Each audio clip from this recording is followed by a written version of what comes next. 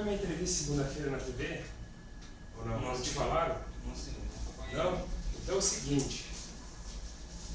Eu falei que eu já sabia quem era, tá? O autor do fato. Que eu já sabia que era você. E eu te dei o prazo na TV até onde para você se apresentar. Esse prazo foi descumprido, né? E eu falei que se você não se apresentasse ontem, ia representar a falta preventiva. Então, pois você está sendo preso, nesse momento a falta preventiva está aqui, tá bom? Pode assinar, você vai ficar desse cabeleireiro. Correto? Te dei o prazo até ontem, a preventiva está aqui, uma foto do advogado, o senhor pode assinar.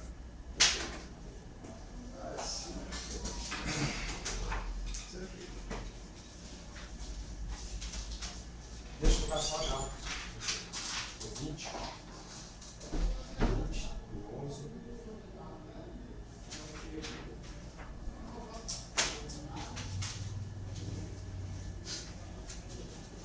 E a cópia do senhor é essa, tá bom? Eu tenho que assinar, né? Esse você vai assinar.